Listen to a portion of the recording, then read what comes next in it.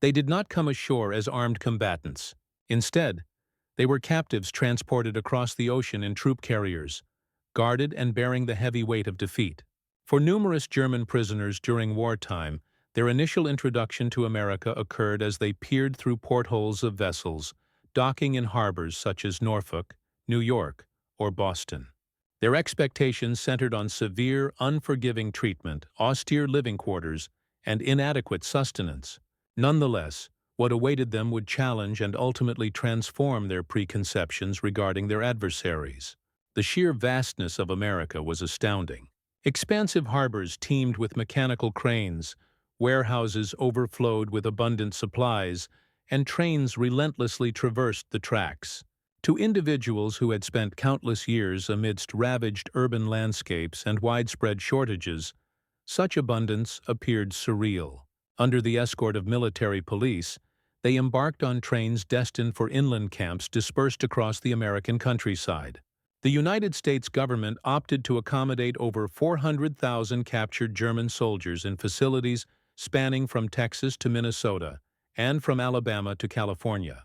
The train windows provided glimpses of landscapes that were strikingly unfamiliar. Endless stretches of maize fields, quaint communities distinguished by white church steeples, and streets untouched by the devastation of aerial attacks. For individuals whose last memories of Europe involved blazing infernos, witnessing families leisurely ambling along sidewalks, or agricultural workers tending to unscathed fields proved almost beyond comprehension. As the trains progressed deeper into the heartland, hushed exchanges transpired among the prisoners. Some harbored anxieties of reprisal, recalling Allied propaganda that depicted Nazis as monstrous figures. Others cautiously entertained hopes for more favorable conditions than those encountered on the Eastern Front or within bomb-damaged encampments in Britain. At various stations, groups comprising curious Americans occasionally assembled to observe the passing procession of prisoners. The sight of German military attire was startling, yet the gathered crowds displayed no animosity. Young children pointed, women observed intently, and on occasion an individual even extended a gesture of goodwill. This disconcerted the prisoners of war, who had steeled themselves for animosity, only to encounter an unusual blend of uncertainty and nonchalant inquisitiveness. Upon ultimately reaching the camps, the majority experienced astonishment at their discoveries. These facilities lacked the characteristics of subterranean prisons, instead manifesting as organized compounds frequently erected with haste on open agricultural land. Rows of timber-constructed barracks were positioned behind barriers of barbed wire, but the atmosphere within those perimeters deviated significantly from their expectations. Each individual received a sleeping space, blankets, and meals that surpassed the provisions available to German civilians within their homeland. The abundance of food, encompassing meat, bread, dairy products, and even produce, left them in utter disbelief. Soldiers accustomed to consuming watery soups and ersatz coffee struggled to comprehend the magnitude of the portions presented to them.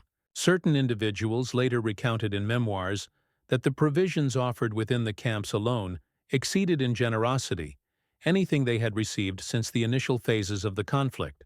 Regular inspections were carried out by the Red Cross, and American officials adhered to the Geneva Convention with a level of diligence that left numerous individuals in awe. They gained authorization to dispatch correspondence to their families, accept deliveries of packages, and partake in educational sessions organized on the camp premises. For the first time in years, they experienced respite from the persistent menace of aerial bombardment, projectile weaponry, or starvation. The environment, while inherently restrictive, furnished an unusual sense of safeguarding. The deep resentment felt at the point of capture started to fade into a hesitant acknowledgement, and for some, even thankfulness. However, they continued to be troubled by a sense of doubt. They were warriors without a mission, located thousands of miles away from their homeland, and with no idea what their fate held. But in a few weeks, as they got used to the routines of the camp, an additional thing became apparent to them: the understated respect with which common citizens of the United States treated them. The guards were strict but fair. The local communities did not regard them with hostility. In the evenings, as they listened to the faint sounds of church bells or families meeting beyond the boundaries. They understood that they were living in an environment unaffected by conflict in ways they could barely comprehend. And for numerous people, that understanding symbolized the start of an adventure they had not predicted. They went from being foes to awkward visitors in a country they had been instructed to hate. After the initial surprise of getting there subsided, the truth of everyday existence within the prisoner of war facilities became obvious. The U.S. military had created these facilities based on rigid rules, guaranteeing that prisoners were given accommodation, clothing, and nourishment according to global legal standards. Every facility operated nearly like a small town, filled with cafeterias, medical facilities, workshops, and even places of worship. The prisoners quickly discovered that their days were scheduled, and every part of the day had its own pattern. When day broke, a horn signal woke the soldiers, followed by attendants, where the guards counted each of the prisoners. Food was provided in large dining areas, including eggs, bread, oatmeal, and occasionally even butter or fruit preserves. For German individuals who still recalled food limitations back in their homeland, the meals they were provided seemed almost unbelievable. The enforcement of regulations was firm, though not excessively harsh. After the morning meal, detainees had opportunities to participate in language learning, athletic activities, or assigned duties. American administrators firmly believed in maintaining activity among the men, both to minimize disturbances and to assist in resolving the labor deficits resulting from the deployment of millions of American males overseas. Camps established workshops for woodworking, personalized tailoring services, and stations for repair work. The detainees with prisoner of war status had the opportunity to mend footwear, tailor outfits, and even craft furniture for the camp's internal requirements. Certain facilities authorized them to create musical groups, put on theater shows, and coordinate sporting events in soccer. These initiatives were supported not just to sustain spirits, but additionally to convey to the men that they were getting humane treatment, not regarded as anonymous foes. The standard of health care provided also came as a surprise for numerous prisoners. Each camp featured a medical center manned by American physicians, and occasionally German medical professionals included among the detainees were permitted to put their skills into practice. The men gained access to dental services, interventions for contagions, and immunization shots. For military personnel who had traversed through muddy landscapes, donned worn-out footwear, or endured injuries on the battlefront without proper care, the notion of immaculate treatment facilities equipped with suitable beds and pharmaceutical supplies felt akin to entering an entirely different dimension. Certain individuals later recognized that the quality of attention they had gotten while detained was superior to that which they experienced when actively enlisted with the German armed forces. Another surprise was the accessibility of reading materials. Camp libraries had German books provided through the YMCA and Red Cross, and also American newspapers and magazines. For a lot of prisoners, this marked their initial experience of American society that went further than propaganda. They read about the scores in baseball games, famous actors, and everyday existence, thus glimpsing a society that wasn't constantly living in dread of aerial bombardments. German commanding officers frequently tried to dissuade excessive interaction with these materials, concerned that the morale of the soldiers would be weakened, though inquisitiveness was ultimately a more powerful motivator than directives. Possibly the most astounding thing for the detainees was that the guards in the camps rarely displayed animosity. A great number of American soldiers were merely a few years older than the detainees, and they treated their captives with a blend of regulation and laid-back lack of concern. Naturally, moments of stress did happen from time to time, particularly upon receiving updates regarding acts of brutality perpetrated in Europe. But by and large, the camps functioned more on the basis of set practices instead of any intention to seek revenge.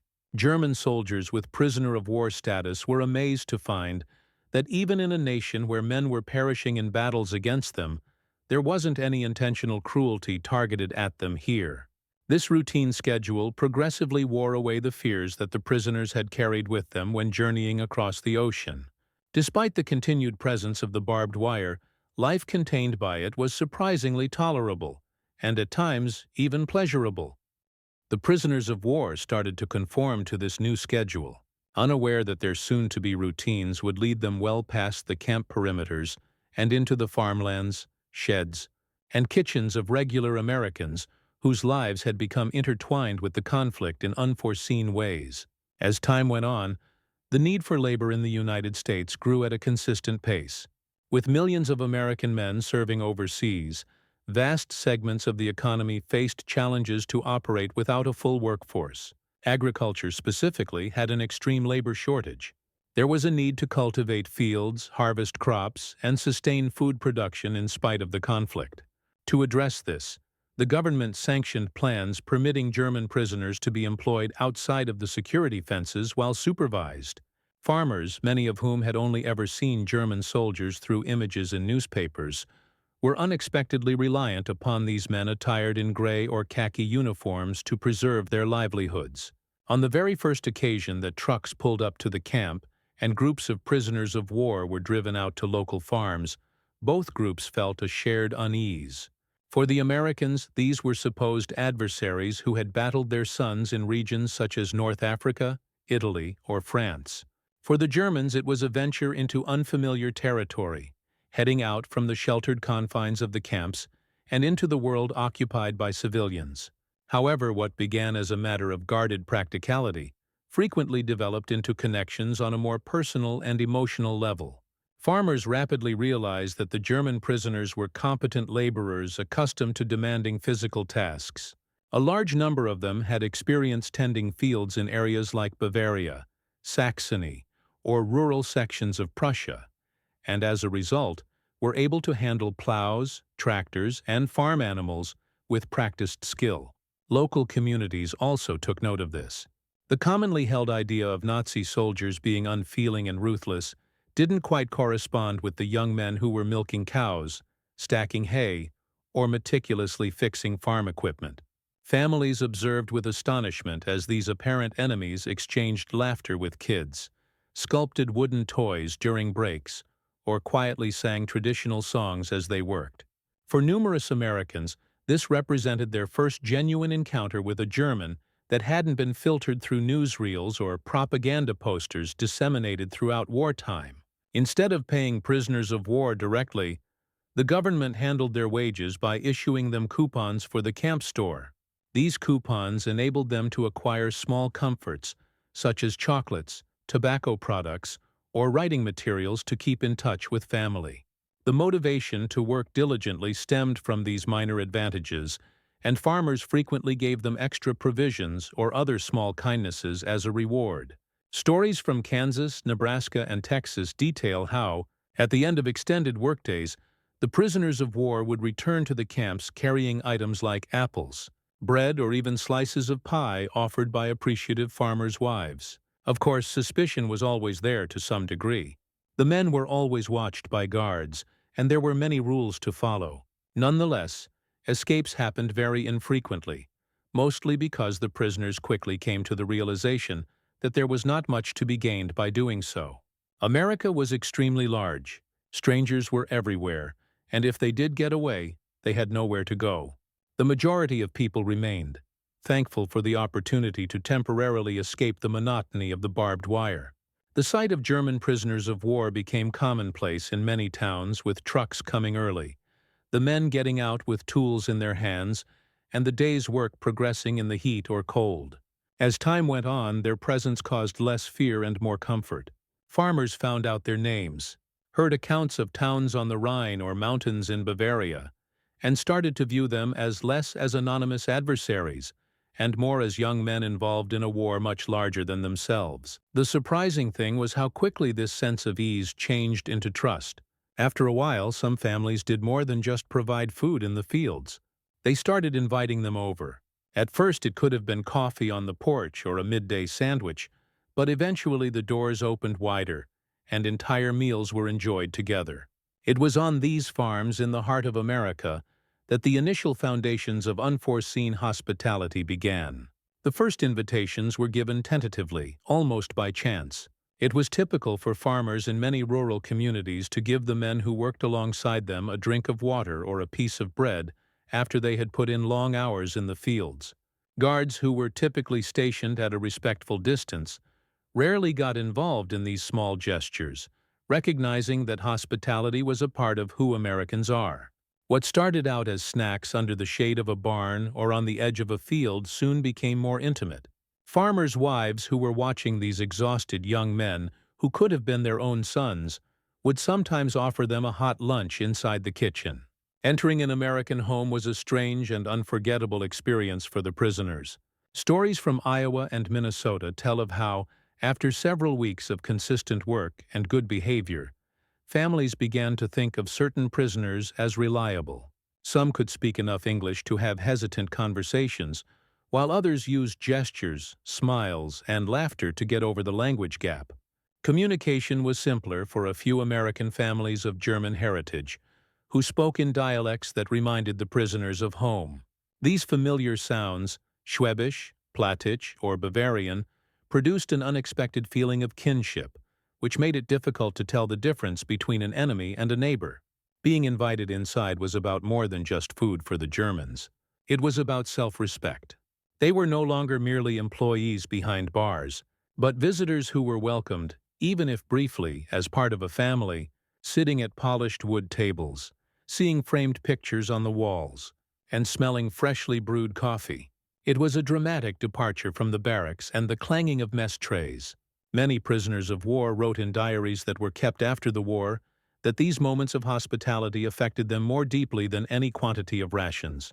Giving such trust was not without its issues from the perspective of Americans. Some townspeople quietly disapproved, believing it was risky to let Nazis into private homes. Editorials that cautioned against being too friendly with prisoners occasionally ran in local newspapers. The relationships that were developed on farms, however, frequently grew quietly away from the public eye. Farmers were dependent on these men. They saw their integrity up close, and they came to the conclusion that kindness would not weaken patriotism, but would rather show the values that America claimed to stand for. A farmer in Texas recalled how his children started asking the two prisoners of war who had been invited to have lunch with his family about their families back in Germany. The prisoners talked about mothers who baked bread on Sundays, sisters who sang in church choirs, and small villages surrounded by fields that were very similar to those in the American Midwest. It was an eye-opening experience for the farmer. The adversary shared the same fundamental bonds of family, labor, and tradition. Invitations gradually spread. At first, only the most dependable prisoners of war were granted such privileges. However, as 1944 drew to a close, accounts began to spread among the imprisoned men about entire afternoons spent within the walls of American homes, of apple pies crafted by the hands of American women, and of children presenting their board games or proudly displaying their academic achievements.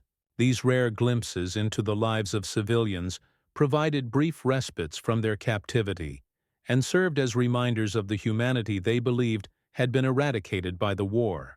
For the German soldiers, these interactions sparked feelings of utter disbelief.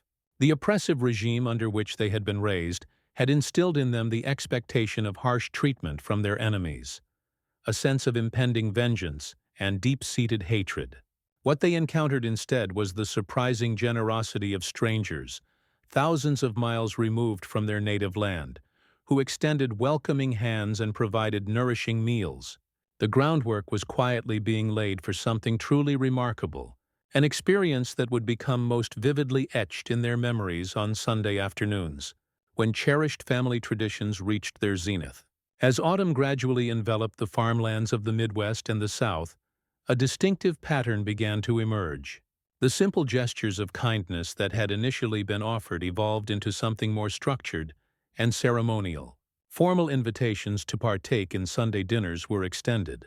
In the rural landscapes of America, Sunday held a significance that transcended the ordinary passage of time. It represented a unique rhythm of life. Families would rise early to attend church services. The fields would remain undisturbed, and the kitchens would come alive with the tempting aromas of roasting meats, freshly baked bread, and pies gently cooling on the windowsills. For the German prisoners, who had grown accustomed to the standard military rations and the stark simplicity of camp kitchens, entering into this cherished ritual felt almost surreal. The initial moments were invariably the most impactful, following attendance at church under armed guard or waiting patiently outside as families engaged in worship. Selected PS were ushered into homes where tables had been meticulously arranged with care. Pristine white tablecloths were stretched across sturdy wooden tables, cutlery gleamed with polish, and candles were sometimes lit, casting a warm glow. The PS, often exhibiting hesitation, would stand uncomfortably until they were warmly invited to take a seat. The farmer's wife would then proceed to place generous bowls of creamy mashed potatoes, platters laden with roast chicken, or steaming casseroles before them. It was not only the abundance of food that left them in awe, but also the palpable atmosphere of intimacy that pervaded the scene. To find themselves seated alongside the very people whose nation was locked in a fierce war with their own, and to be treated not as adversaries, but as honored guests, defied all previously held expectations. Children played a pivotal role in bridging the divide and breaking down barriers. Many of the German soldiers had left behind families of their own and found themselves unexpectedly touched by the innocence of the American boys and girls who peppered them with curious questions or gently tugged at their sleeves. PS, who had once marched triumphantly through occupied towns, now discovered themselves teaching American children simple German phrases or skillfully carving wooden toys for them after the meal was concluded. One particular memoir recounts the story of a prisoner in Nebraska who skillfully used a pocket knife to fashion a small horse from a piece of firewood, presenting it as a gift to the farmer's daughter, who would treasure it for many years after the war had ended. The meals themselves were lavish feasts when compared to the wartime standards of the time. Despite the rationing measures in place, America's farms still managed to produce enough to provide generous spreads. Prisoners later wrote with astonishment about the experience of eating fresh butter, drinking cold milk directly from the farm's source, and savoring pies filled with an abundance of apples or cherries. For men who had not tasted fresh fruit in many years, the sweetness was akin to a dream. Some even confessed to grappling with feelings of guilt. How could they, as defeated soldiers, be seated at tables overflowing with food, while their own families back in Germany were forced to stand in long bread lines or seek refuge in bomb shelters? The ritual of offering a prayer before meals also left a lasting impression. Many American families would bow their heads in reverence, expressing gratitude not only for the food they were about to consume, but also, at times, for the safety and well-being of those gathered around the table. To hear prayers spoken aloud, which often included blessings for those who were far from home, deeply humbled the German PS. It served as a poignant reminder of their own cherished traditions, when their mothers and fathers would fervently pray for their sons who had gone off to war. In those quiet, shared moments of reverence, the distinct boundaries of nationality seemed to fade into insignificance. Newspapers occasionally featured reports on these unconventional gatherings, and military authorities sometimes expressed disapproval of such close familiarity. However, they rarely intervened unless there was a perceived risk to security. For the most part, the Army chose to allow local customs to continue, recognizing that fostering goodwill among the PS kept them cooperative and helped to alleviate tensions within the surrounding communities. Farmers who opened their homes to the Germans staunchly defended their actions, asserting that it was not an act of sympathy towards Nazism, but simply an outward expression of Christian hospitality. These Sunday dinners became indelibly etched in the memories of all who participated. To the prisoners, they represented a profound contradiction. While the ravages of war continued to unfold across Europe and American soldiers fought valiantly on distant fronts, here in the tranquil heartland of America, they experienced warmth, laughter, and kindness from those who seemingly had every reason to harbor animosity towards them. It was a dissonance that many would never be able to reconcile, and it evolved into the highlight of their captivity. The Sunday gatherings accomplished far more than simply satisfying hunger. They unlocked doors to a cultural exchange that neither side had anticipated. Around the dinner tables or out on the patios following meals, discussions unfolded haltingly through a mix of spoken English, snippets of German, and a reliance on various gestures.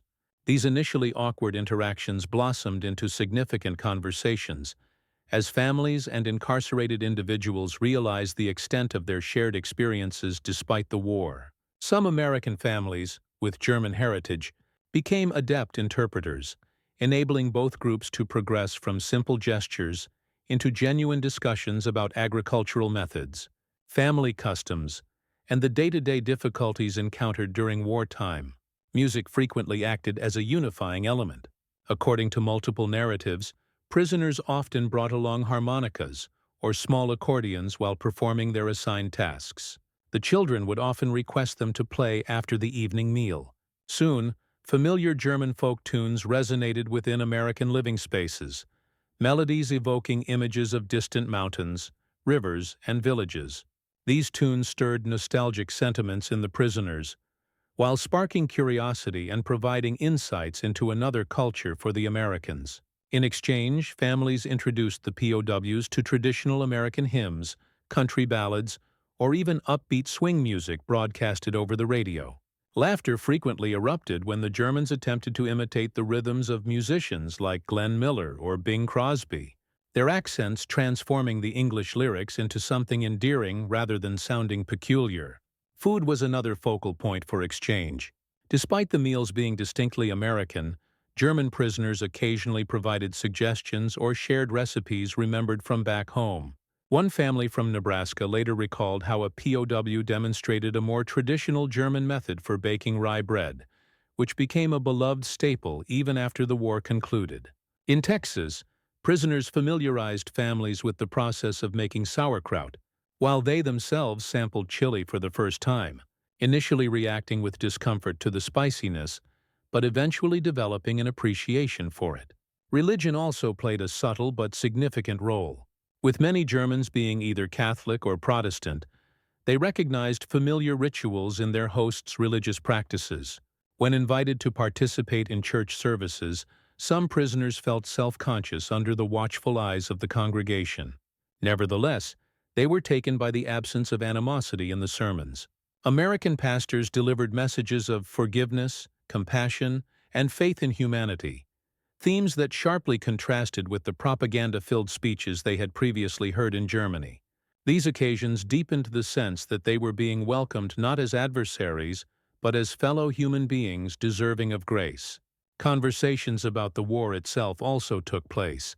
Although these discussions were sensitive, families often expressed interest in understanding life in Germany, and prisoners cautiously recounted the destruction of cities or the scarcity of food, being careful not to discuss politics. Some spoke fondly about orchards, forests, or harvest festivals, avoiding discussions related to Hitler or political ideologies.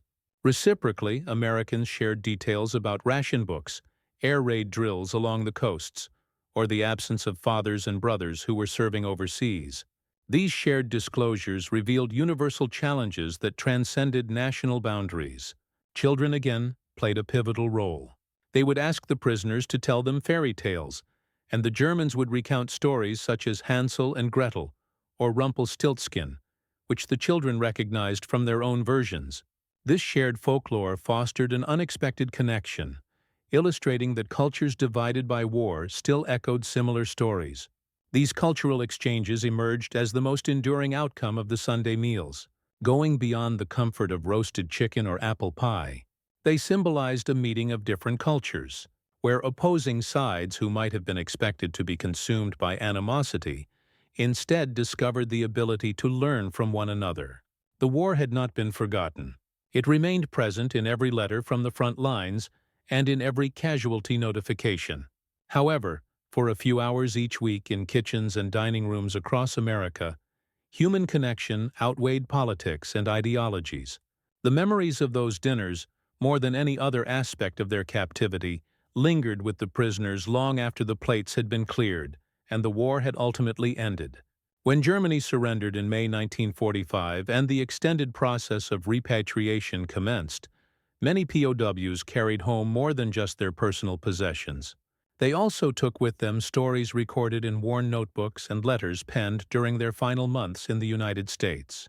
They documented their impressions of American homes, the sound of children's laughter, and the taste of fresh milk and baked pies. These recollections became cherished possessions, serving as reminders that even in the midst of conflict, they had encountered kindness from those whom they had initially perceived as ruthless enemies. Some of the most compelling accounts are found in memoirs published several decades later.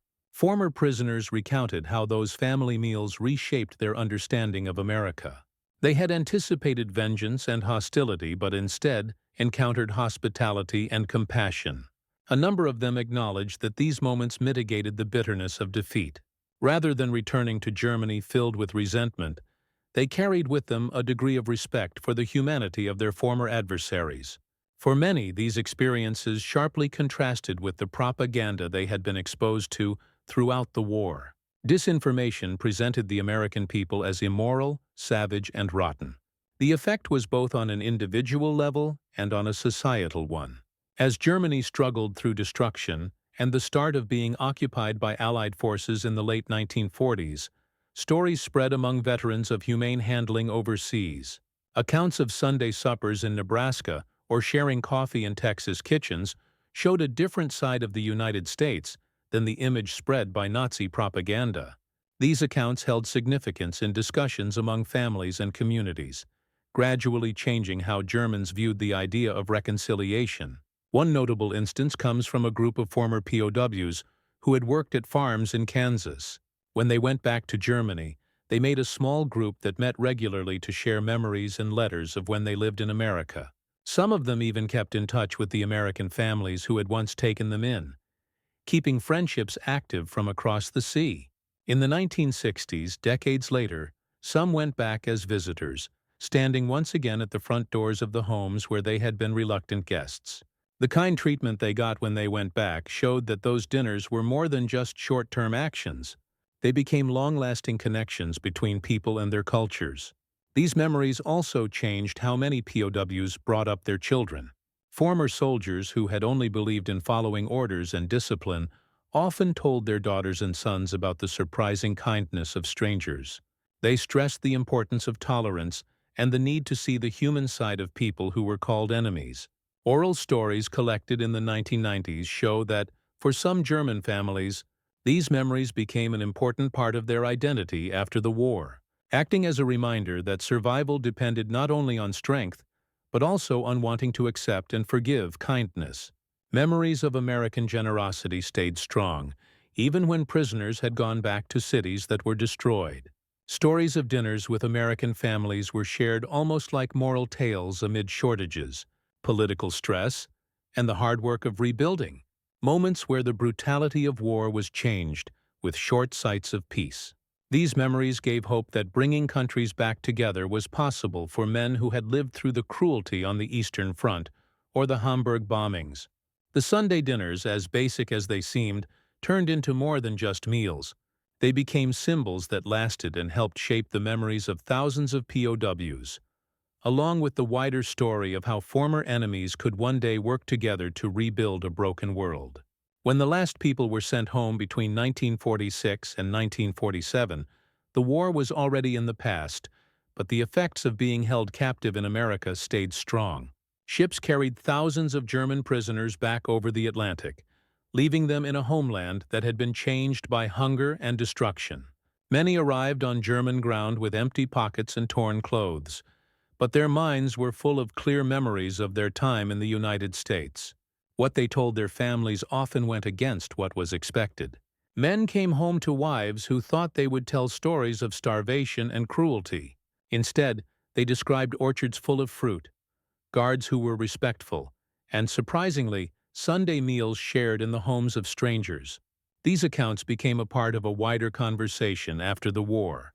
In towns that had been damaged by bombing, neighbors came together to listen to the stories of returning soldiers. Some spoke quietly, worried that talking about the generosity of Americans might be seen as being disloyal. But with time, these stories changed how people saw things. It was hard to make a country seem evil when so many former POWs remembered evenings of laughter, prayer, and kindness in American kitchens. Later on, historians noted that these personal accounts carefully prepared the way for the slow acceptance of U.S. influence in West Germany during the rebuilding years.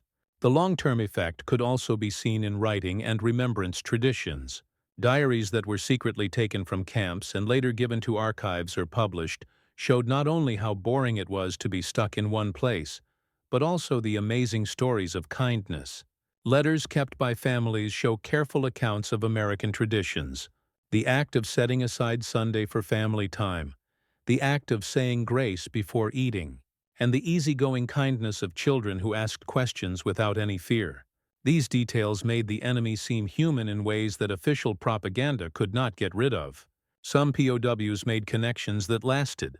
Letters between German veterans and the American families who had once welcomed them into their homes started in the 1950s and 1960s.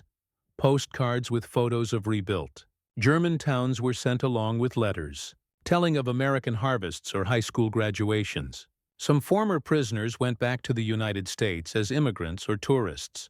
Now as free men, they stood once again in front of farmhouses in Iowa or barns in Texas, welcomed by the family members of those who had taken them in during the war. The impact also stretched to the areas of schooling and international relations. During the 1970s, the recorded memories gathered from previous prisoners of war turned into vital materials for researchers analyzing the process of making peace. Ex-soldiers shared their stories and discussions where they drew differences between their time in America and the experiences of fellow soldiers detained in Soviet facilities. The obvious contrasts, plenty versus lack, honor versus violence, strengthened their belief that their time in the United States dramatically changed how they viewed everything. These accounts were shared repeatedly during family events, which molded how younger Germans viewed both the war itself and the general concept of opposing countries.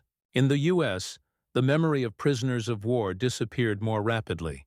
However, in smaller communities, some older locals could still recall the German individuals who had helped on the farms, participated in harvest celebrations, and shared meals on Sundays. To these Americans, the conflict had introduced surprise visitors who had left behind handmade playthings, pressed plants in journals, or even cooking instructions shared with families.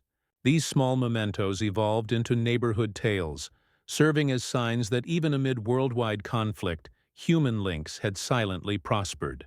Consequently, the tale didn't conclude when the detention facilities closed.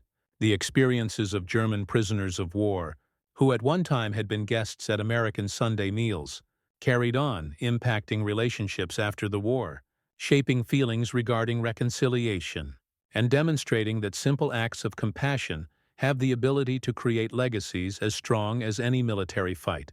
The brutality of war had split apart countries, but over meal tables in quiet communities, the early signs of comprehension had been planted, set to expand long after the fighting had stopped.